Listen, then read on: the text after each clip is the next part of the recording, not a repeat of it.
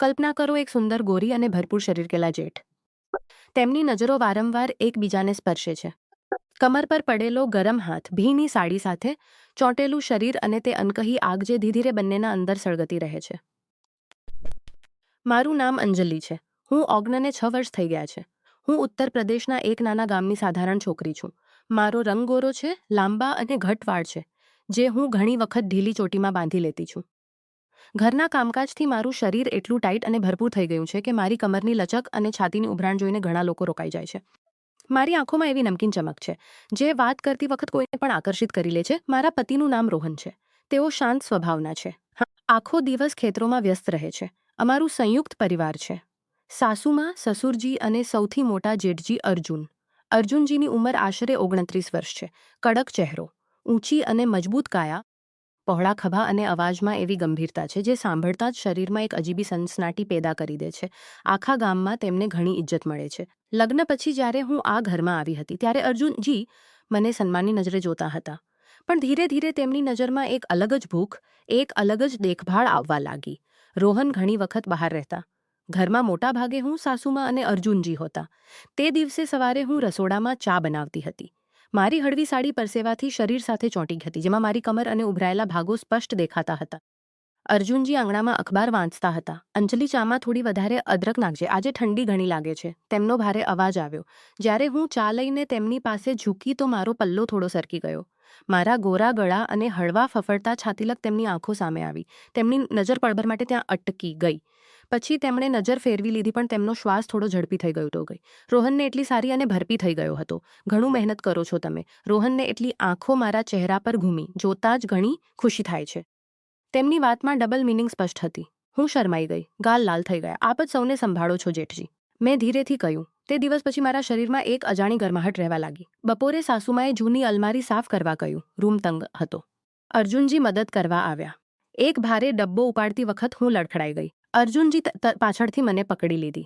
તેમનો મજબૂત તરતથી મને પકડી લીધી.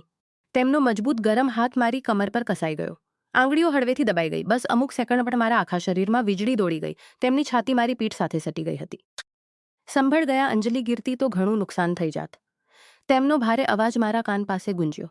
મેં ધ્રુજતા આભાર માન્યો. તેમની આંગળીઓ મારી કમર પર થોડી વાર વધુ રોકાઈ રહી. હવામાં ખામોશી છવાઈ ગઈ. પછી તેમણે એક જૂની લાલ સાડી કાઢી અને હસતા હસતા બોલ્યા કે આ તારી સાસુની જવાનીની છે, તું પહેરી લે. તારા ભરપૂર શરીર પર ઘણી ફબશે. હું હસીને ટાળી ગઈ, પણ અંદરથી મારા શરીરમાં ગરમી ફેલાઈ ગઈ. પણ મારા મનમાં વારંવાર અર્જુનજીનો તે મજબૂત સ્પર્શ ઘૂમતો રહ્યો. તેમની પહોળી છાતી, તેમનો ગરમ શ્વાસ. મેં પોતાને રોક્યો, પણ ઊંઘ ન આવી. બીજા દિવસે નાળાની સફાઈ હતી. અર્જુનજી શર્ટ વગર કામ કરતા હતા. પરસેવાથી ચમકતું તેમનું ટાઈટ શરીર, ભુજાઓની નસો, છાતીના વાળ જોઈને મારા શ્વાસ ઝડપી થઈ ગયા. જ્યારે હું ઝૂકીને બાલદી ભરતી ત્યારે તેમની નજર મારી પીઠ અને કમર પર અટકી જતી. થાક ન જાય, પાણી પી લો, એમ કહીને તેમણે મારો હાથ પકડ્યો અને લવટા દીધો. તેમના પોતાના હાથમાં મારો નરમ હાથ અમુક પળ સુધી રહ્યો. ફક્ત અમે બંનેની દુનિયા ચાલી રહી છે. ઘરે પાછા આવતી વખતે તેમણે મારા કાન પાસે કહ્યું કે તું ઘણી હિંમતવાળી, ઘણી આકર્ષક છે અંજલિ. રોહન કિસ્મતવાળો છે. તેમના અવાજમાં તે ગરમાહટ હતી જે સીધી નીચે સુધી ઉતરી ગઈ. નહાતી વખત પણ મારી ભીની સાડી શરીર સાથે ચોંટી રહી હતી. બહાર નીકળી સાડી શરીર સાથે ચોંટી રહી હતી. બહાર નીકળી મારા ભીના શરીર પર ચોંટેલી સાડીથી ઉભરતા વળાંક પર ઘૂમી રહી હતી. આંખો એક પળ માટે ભૂખી થઈ ગઈ. પછી તેમણે નજર ફેરવી લીધી અને બોલ્યા કે ચા બનાવી દે. પણ તેમના અવાજમાં છુપાયેલી તડપ સ્પષ્ટ હતી. રાત્રે જ્યારે તેઓ મને વાર્તાઓ સંભળાવતા ત્યારે તેમની આંખો મારા હોઠ અને ગળા પર રોકાતી. એક રાત્રે તેમણે કહ્યું કે ક્યારેક દિલ કંઈક બીજું ચાહે છે, પણ જવાબદારી રોકી લે છે. મેં તેમની આંખોમાં જોયું તો હવામાં આગ હતી. દિવસો વીતતા ગયા, પણ અર્જુનજી અને મારી વચ્ચે તે અનખી ખેંચતાણ વધતી ગઈ. દરેક નાની નાની વાત હવે ડબલ મિનિંગવાળી લાગવા લાગી. સવારે જ્યારે હું ચા લઈને જતી ત્યારે તેમની નજર મારા હોઠ પર, ગળાની હળવી નસ અને સાડીની ઉપર ઉભરતી છાતી પર થોડી વાર રોકાઈ જતી. તેઓ કંઈ ન કહેતા, ફક્ત હસી દેતા અને કહેતા કે અંજલિ, આજે ચામાં તારી ખુશ્બુ વધારે છે. હું શરમાઈ જતી અને અંદરથી એક મીઠી સનસનાટી અનુભવતી. એક દિવસ સાસુમાં મંદિરે ગઈ હતી. ઘરમાં હું અને અર્જુનજી હતા. હું બરાડે કપડાં સૂકવતી હતી. મારી સાડીનો પલ્લો હવામાં લહેરાતો હતો, જેનાથી મારી કમરનો ગોરો ભાગ વારંવાર દેખાતો હતો. અર્જુનજી અચાનક પાછળથી આવ્યા અને બોલ્યા કે અંજલિ, આ વાળું કપડું ઉપર રાખી દેને. જ્યારે હું ઊંચું કરીને રાખવા લાગી ત્યારે મારી કમર પૂરેપૂરી ખુલ્લી થઈ ગઈ.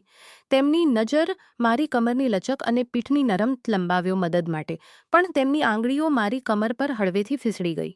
ગરમ સ્પર્શથી મારો શ્વાસ અટકી ગયો. માફ કરજે, ફીસડી ગયું, તેમણે ભારે અવાજમાં કહ્યું. પણ તેમની આંખોમાં કોઈ પશ્ચાતાપ ન હતો. મેં કંઈ ન કહ્યું, ફક્ત માથું ઝુકાવી લીધું. તે રાત્રે હું પથારી પર કરવટો બદલતી હતી. રોહન બાજુમાં સૂતા હતા, પણ મારી આંખો સામે અર્જુનજીનો તે ગરમ સ્પર્શ અને ભૂખી નજર ઘૂમતી રહી હતી. મેં પોતાને સમજાવ્યું કે આ ખોટું છે, પણ શરીર ન માનતું હતું. ની સિંચાઈનું કામ ચાલુ હતું. અર્જુનજી સવારથી સાંજ સુધી ખેતરમાં રહેતા. હું તેમના માટે બપોરનું ભોજન લઈને જતી. એક દિવસ ધૂપ ઘણી તીવ્ર હતી. તેઓ પરસેવામાં તરી ગયા હતા. તેમની છાતી ચમકતી હતી. શરીર પર માટી લાગી હતી. આવો અંજલિ, બેસો થોડીવાર, તેમણે કહ્યું અને મારા માટે ચટાઈ વિછાવી દીધી. જ્યારે હું બેઠી ત્યારે મારી સાડી થોડી ઉપર સરકી ગઈ. મારી જાંઘોની ગોરી ત્વચા દેખાતી હતી. તેમની નજર ત્યાં અટકી ગઈ. પછી તેમનું કામ કરતા બોલ્યા કે તારું શરીર જેમ તરોતાજી લાગે છે. તેમની વાતમાં ચોપાયેલી તારીફથી મારા શરીરમાં ગરમી ભરાઈ ગઈ. મેં પાણીનો ગ્લાસ આપતા તેમની આંગળીઓને સ્પર્શ કરી લીધી. બસ એક પળ, પણ તે પળ પૂરતું હતું. ધીરે ધીરે અમારી વાતો વધારે ખુલવા લાગી. સાંજે જ્યારે સૌ સૂઈ જાય ત્યારે અર્જુનજી મને જૂની વાર્તાઓ સંભળાવતા. એક રાત્રે તેમણે પોતાના લગ્ન વિશે કહ્યું. તેમની પત્ની ઘણા વર્ષો પહેલાં ગુજરી ગઈ હતી. તે પછી કોઈને ક્યારેક લાગે છે કે જિંદગીમાં કંઈક ખામી રહી ગઈ છે. તેમની આંખોમાં તે તન્હાઈ અને ઈચ્છા બંને હતી. મેં હિંમત કરીને તેમનો હાથ થામી લીધો. જેઠજી, આપ એકલા નથી. હું છું ને. મારો હાથ થામતા તેમની આંગળીઓ મારી હથેળી પર હળવેથી દબાઈ ગઈ. તે સ્પર્શ બોલતો હતો કે આ ફક્ત સાંત્વના નથી, કંઈક વધારે છે. અમે લાંબી વાર સુધી હાથ થામીને બેઠા રહ્યા. હવામાં સન્નાટો હતો, ફક્ત અમારા ઝડપી શ્વાસનો અવાજ. એક દિવસ ગામમાં નાનો ઉત્સવ હતો. હું તૈયાર થઈ રહી હતી. લાલ સાડી પહેરી હતી, બ્લાઉઝ થોડું ટાઈટ હતું. જ્યારે હું તૈયાર થઈને નીકળી ત્યારે અર્જુનજી મને જોઈને રોકાઈ ગયા. તેમની નજર મારા ફૂફાથી શરૂ કરીને છાતી, કમર અને જાંઘ પર ઘૂમી ગઈ. અંજલિ, આજે તું ઘણી સુંદર લાગે છે, તેમણે કહ્યું. અવાજમાં તે કાંપણી હતી જે છુપાઈ ન શકી. આ સાડી તારા શરીર પર જાણે ઢળી ગઈ છે. હું શરમાઈ ગઈ પણ અંદરથી ખુશ હતી. ઉત્સવમાં પણ તેમની નજર વારંવાર મારા પર આવતી, જ્યારે હું નાચછાતી પર ટકી રહેતી. ઉત્સવ પછી ઘરે પાછા આવતી વખતે રસ્તો સુનસાન હતો. અર્જુનજી મારી સાથે ચાલતા હતા.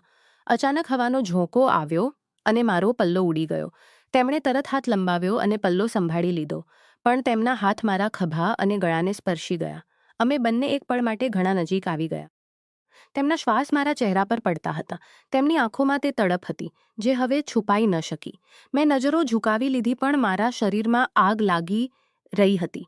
ઘરે આવીને મેં લીધી, પણ મારામાં આગ ઝડપી હતા. હું વિચારતી હતી કે આ ક્યાં જઈ રહ્યું છે, પણ રોકી પણ ન શકતી હતી. ગાલીડ લલહોતા, શ્વાસ ઝડપી હતી.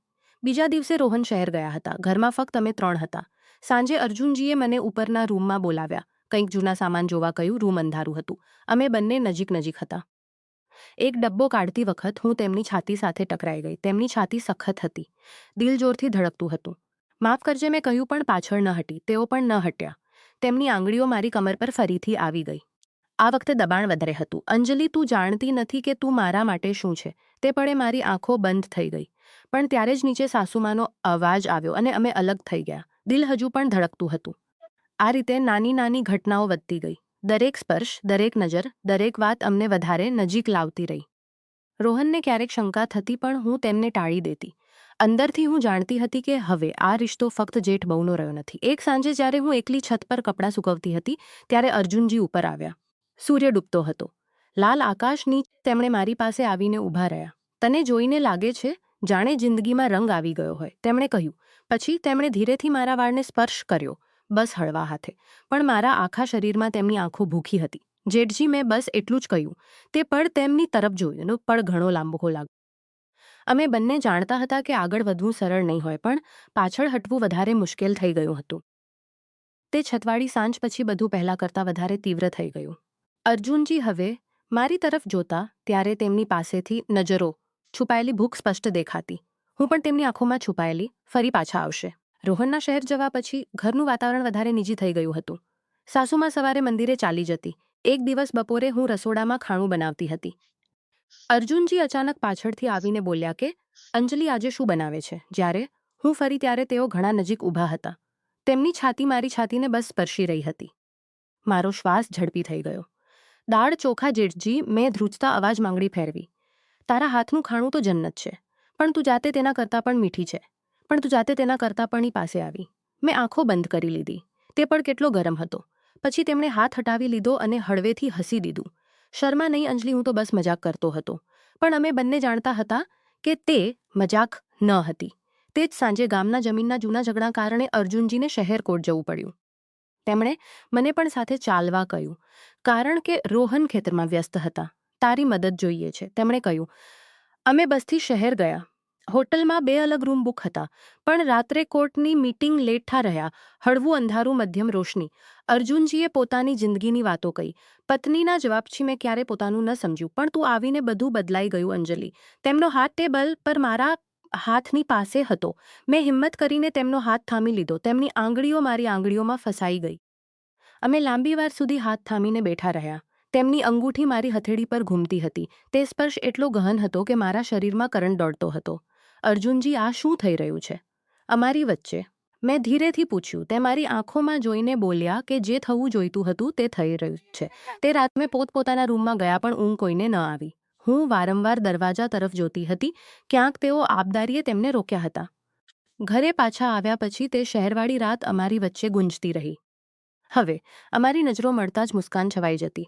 એક દિવસ હું તેમના રૂમમાં કપડાં રાખતી હતી. તેઓ પથારીના રૂમમાં બટન ખુલ્લા હતા. તેમની છાતી દેખાતી હતી. મેં કપડાં રાખીને જવા લાગી તો તેમણે કહ્યું, અંજલિ રોકતો જા. હું રોકાઈ ગઈ. તેમણે ઉઠીને મારી પાસે આવ્યા અને મારી ચોટી ખોલી દીધી. લાંબા વાળ મારી પીઠ પર વિખરાઈ ગયા. તારા ખુલ્લા વાળ જોવાનું મન કરે છે, તેમણે કહ્યું અને મારા વાળમાં હાથ ફેરવ્યો. તેમની આંગળીઓ મારી ગરદનને સ્પર્શતી હતી.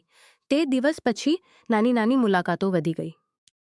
ક્યારેક છત પર, ક્યારેક જૂના રૂમમાં, ક્યારેક આંગણામાં. દર વખતે સ્પર્શ થોડો વધારે, વાતો થોડી ગહન. ગામમાં મોટો તહેવાર આવવાનો હતો.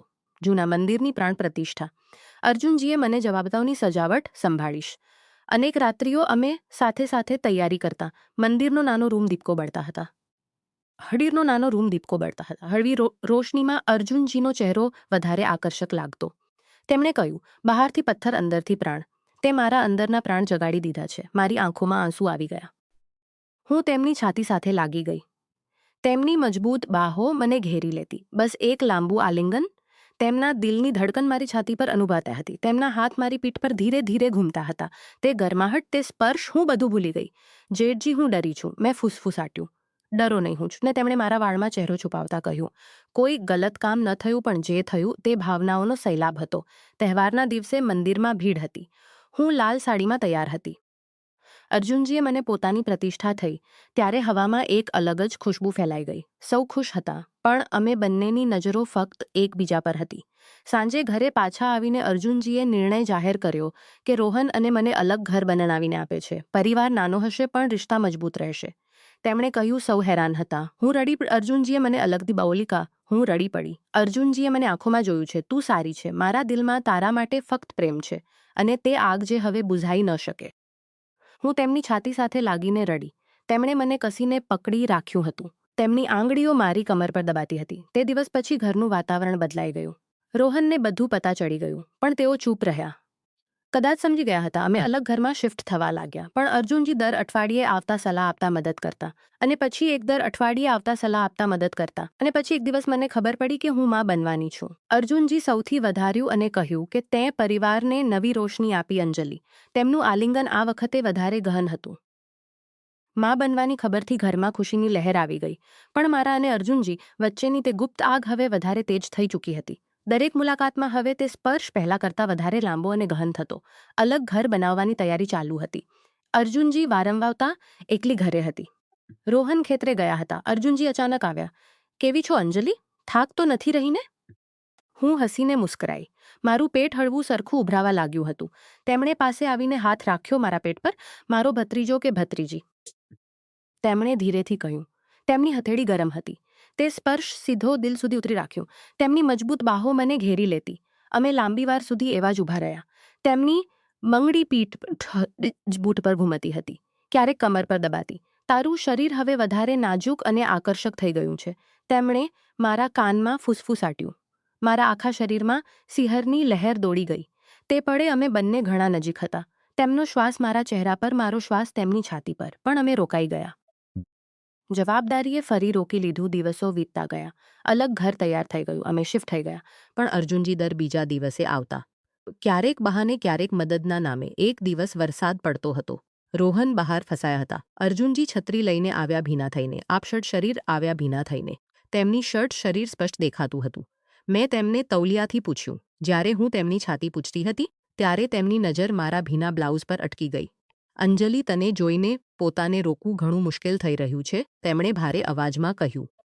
મેં નજરો ઝુકાવી લીધી પણ હાથ ન હટાઈ ગઈ. અમે એકબીજા પસાઈ ગઈ. અમે એકબીજાના ઘણા નજીક આવી ગયા. તેમના હોઠ મારા માથા પાસે હતા.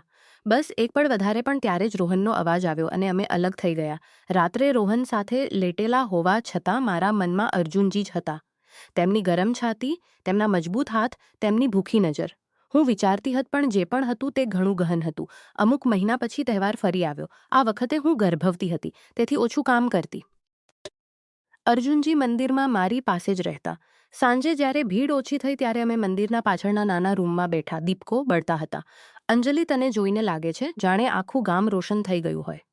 પછી ધીરે ધીરે મારી કાંડી બાજુ તેમની આંગળીઓ ઉપર ચડતી હતી. હું શ્વાસ રોકીને બેઠી રહી. તે રાત્રે અમે ઘણી લાંબી વાર સુધી વાતો કરી. તેમણે ઘણી લાંબી વાર સુધી વાતો કરી. તેમણે પોતાની તન્હાઈ કહી, મેં પોતાની કમજોરી હતી. મારી પીઠ તેમની છાતી સાથે સટી હતી. તેમની બાહો મારા પેટની ઉપર હતી. અમે બસ એવા જ બેઠા રહ્યા. ગરમાહટ, સુકૂન અને તડપ ત્રણેય સાથે હતા. ઘરે પાછા આવીને રોહને મને જોયું. તું આજે ઘણી ખુશ લાગે છે, તેમણે કહ્યું. હું હસીને ટાળી ગઈ પણ અંદરથી અપરાધબોધ પણ હતો. સમય વીતતો ગયો. મારા પેટમાં બાળક મોટું થવા લાગ્યું. અર્જુનજી સૌથી વધારે ધ્યાન રાખતા. ક્યારેક ફળ લાવતા, ક્યારેક ડોક્ટર પાસે સાથે જતા. લોકો કહેતા કે જેઠ એટલો પ્રેમ કરે છે ઘણા કે આ પ્રેમ સામાન્ય ન હતો. એક રાત્રે એકલા ઘરે અર્જુનજી આવ્યા. રોહન સૂઈ ચૂક્યા હતા. અમે છત પર બેઠા. ચાંદની રાત હતી. તેમણે મારા ખભા પર હાથ રાખ્યો. પછી ધીરેથી ગળે લગાડ્યું. અંજલિ, તું મારી જિંદગી છે, તેમણે કહ્યું. તે આલિંગનમાં તે સારી તડપ હતી જે મહિનાઓથી જમા થઈ રહી હતી. તેમના હાથ મારી પીઠ પર, કમર પર વાળ. હું પણ તેમને કસીને પકડીને રહી. અમારા શરીર એકબીજા સાથે સટ્યા. હૃદયની ધડકન મળી રહી હતી. હું તને ક્યારેય દુઃખ ન પહોંચાડવા માંગુ છું, તેમણે મારા કાનમાં કહ્યું. પહોંચાડવા માંગુ છું. મેં તેમની છાતી પર માથું રાખ્યું. મને પણ એવું જ થઈ રહ્યું છે, જેઠજી. તે રાત્રે અમે લાંબી વાર સુધી એકબીજાની ગરમાહટમાં ઘૂલી રહ્યા. કોઈ આગળ ન વધ્યું પણ જે થયું તે ભાવનાઓનું સૌથી ગહન મિલન હતું. પછી એક દિવસ પરિવારમાં નવી ખુશી આવી. સાસુમાએ નક્કી કર્યું કે બાળકના જન્મ પછી અમે સૌ મળીને મોટો ઉત્સવ મનાવીશું. પણ રોહનને હવે શંકા થવા લાગી હતી. તેઓ ચૂપ રહેતા પણ તેમની નજરો બદલાઈ ગઈ હતી. અર્જુનજી અને હું હવે વધારે સાવધાનીથી મળતા પણ દરેક મુલાકાતમાં તે જૂની આગ ફરી સળગી ઉઠતી. બાળકના જન્મની તૈયારી જોરોમાં હતી. હું હવે ભારે થઈ ચૂકી હતી. પણ અર્જુનજીની નજરોમાં મારી સુંદરતા પહેલાં કરતાં વધારે વધી ગઈ હતી. તેઓ કહેતા કે ગર્ભાવસ્થામાં તું વધારે નિખરી આવી છે અંજલિ. તારું શરીર જાણે ફૂલી ગયું છે. તેમની આ વાતો સાંભળીને હું શરમાઈ જતી પણ અંદરથી ગરમાહટ ફેલાઈ જતી. એક દિવસ બપોરે રોહન ખેતરે ગયા હતા. અર્જુનજી આવ્યા અને બોલ્યા કે આરામ કરી રહી છે ને? હું પથારી પર લેટેલી હતી. તેમણે પાસે બેસીને મારા પેટ પર હાથ ફેરવ્યો. પછી ધીરે ધીરે તેમનો હાથ મારી કમર બાજુ અને ગળા સુધી પહોંચી ગયો. તારી ત્વચા હવે વધારે નરમ થઈ ગઈ છે, તેમણે ફૂસફૂસાટ્યું. તેમની આંખ ગળા પર ઘૂમતી હતી.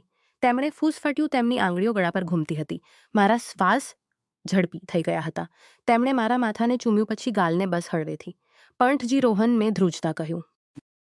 ચિંતા ન કરો, તેમણે મને શાંત કર્યો અને પછી ફરીથી પોતાની બાહોમાં લઈ લીધો. અમે લાંબા સમય સુધી એવા જ લેટેલા રહ્યા. તેમની છાતી મારી પીઠ સાથે સટી હતી. તેમના હાથ મારા પેટ અને છાતીની નીચે. ગરમી, સુકૂન અને તડપ બધું સાથે હતું. બાળકનો જન્મ થયો. એક સુંદરસી દીકરી. આખો પરિવાર ખુશ હતો. અર્જુનજી સૌથી વધારે. તેમણે બાળકીને ગોદમાં લીધી અને મારી તરફ જોઈને હસ્યા. તેમની આંખોમાં તે પ્રેમ, ગર્વ અને અનખી ઈચ્છા હતી. ઉત્સવની તૈયારી શરૂ થઈ. ઘરમાં મહેમાનો આવવા લાગ્યા. પણ અર્જુનજી અને મારી વચ્ચેના પળો ચોરી ચોરી નીકળતા રહેતા. તે રાત્રે ઉત્સવ પછી જ્યારે સૌ થાકીને સૂઈ ગયા ત્યારે અર્જુનજી મારા નવા ઘરે આવ્યા. તેમણે કહ્યું, આજે તું ઘણી સુંદર લાગે છે, તેમણે કહ્યું. હું તેમને અંદર બોલાવી લાવી. રૂમમાં હળવી રોશની હતી. તેમણે મને દિવાલ સાથે સટાડી દીધી. તેમની છાતી મારી છાતી સાથે સટી ગઈ. તેમના હાથ મારી કમર પર કસાયેલા હતા. તેમનો શ્વાસ ગરમ હતો. હું તને કેટલી ચાહું હતો. હું તેમની શર્ટ પકડી લીધી. અમે બંનેના શ્વાસ મળી ગયા. તેમના હોઠ મારા ગાલ, ગરદન અને ખભા પર ઘૂમ્યા. હું સિહરતી હતી. તે રાત્રે અમે ઘણા નજીક આવ્યા. શરીરમાં ગરમાહટ, દિલની ધડકન અને આત્માનું મિલન. પણ અમે સીમા ન તોડી. તો પણ તે રાત અમારા રિશ્તાની સૌથી ગહન રાત હતી. સવારે રોહનએ મને જોયું. તું રાતભર ક્યાં હતી? તેમનો સ્વર સંદિગ્ધ હતો. હું બહાનું બનાવી દીધું, પણ હવે શંકા ઊંડી થઈ રહી હતી. અર્જુનજી હવે વધારે સાવધાની રાખવા લાગ્યા હતા. પણ ક્યારેક ખેતરમાં, ક્યારેક મંદિરમાં, ક્યારેક છત પર દર વખતે સ્પર્શ વધતો, નજરો ઘન થતી. એક દિવસ રોહને અર્જુનજીને સીધું પૂછી લીધું, ભાઈ, અંજલિ સાથે તમારું રિશ્તો બધું નોર્મલ છે ને? અર્જુનજીએ શાંત સ્વરમાં જવાબ આપ્યો કે હા, તે મારી બહુ છે અને હું તેમનો જેઠ. પણ તેમની આંખોમાં ખોટું છુપાવી શક્યું. રોહન ચૂપ થઈ ગયા, પણ તણાવ વધી ગયો. હવે હું બે આગ વચ્ચે ફસાઈ ગઈ હતી.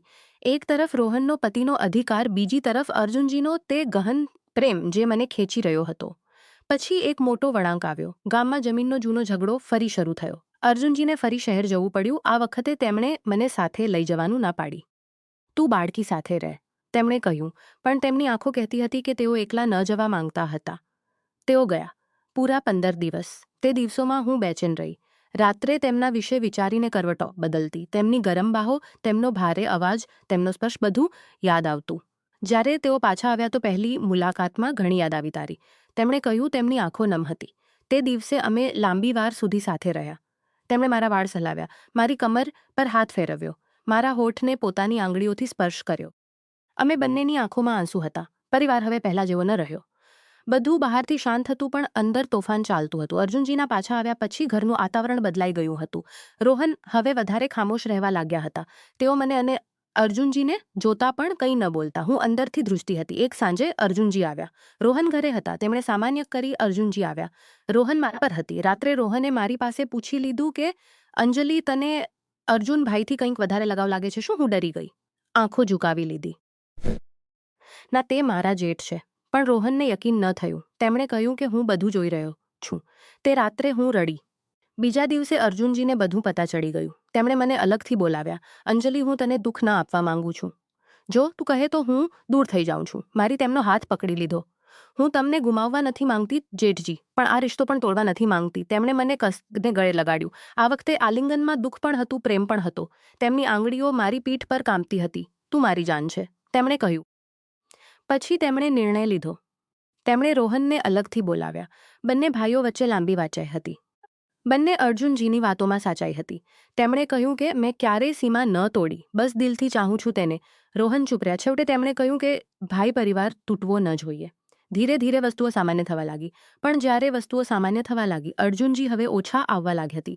અમારી મુલાકાત ત્યારે તેમની નજરો વધારે ગહન થઈ ગઈ હતી. અમારી મુલાકાતો હવે ઓછી પણ વધારે ગહન ચૂકી હતી. પણ અંદરની તે ઔરત હજુ પણ જીવંત હતી, જે અર્જુનની નજરોમાં સુંદર લાગતી હતી. એક દિવસ તહેવાર પર આખો પરિવાર ભેગો થયો. અર્જુનજીએ સૌને ભેગા કરીને કહ્યું કે જિંદગીમાં રિશ્તા અનેક રૂપ લે છે. કેટલાક સમજમાં નથી આવતા, પણ દિલ જાણે છે. હંમેશા પરિવારને આગળ રાખ્યો છે. તેમની વાત સાંભળીને મારી આંખો નમ થઈ ગઈ. તેમણે મને જોયું અને હળવેથી હસ્યા. સમય સાથે તે આગ ધીમી થઈ ગઈ, પણ ક્યારેય બુઝાઈ નહીં. અમે હજુ પણ એકબીજાને ઇજ્જત અને ગહન પ્રેમથી જોઈએ છીએ. રોહન સમજી ગયા હતો. હું હજુ પણ તેમને જેઠજી જ કહું છું, પણ દિલમાં તે જગ્યા હંમેશા તેમના નામે છે. આ કહાણી ફક્ત જેઠ અને બહુની નથી. રિશ્તાઓની ગહનતા, ઈચ્છાઓ, જવાબદારીઓ અને પ્રેમની છે. કે નહીં, પણ અસલમાં સમજ અને સીમાઓનો સફર હતો. સારા લોકો સમજી જશે. પરિવારની એકતા અને રિશ્તાળવી રાખવો એ જ સાચો માર્ગ છે. અમારા જીવનમાં જે થયું તેનાથી અમે બધા વધારે મજબૂત અને સમજદાર બન્યા. બાળકી મોટી થતી ગઈ અને અમે એક સુખી પરિવાર તરીકે આગળ વધ્યા. અર્જુનજી હંમેશા અમારા જીવનનો ભાગ રહ્યા, પણ હવે સીમાઓ સાથે. રોહનની સમજ અને અમારી વચ્ચેની નવી સમજૂતીથી ઘરમાં શાંતિ અને પ્રેમ વધ્યો. આ જ અમારી વાર્તા છે.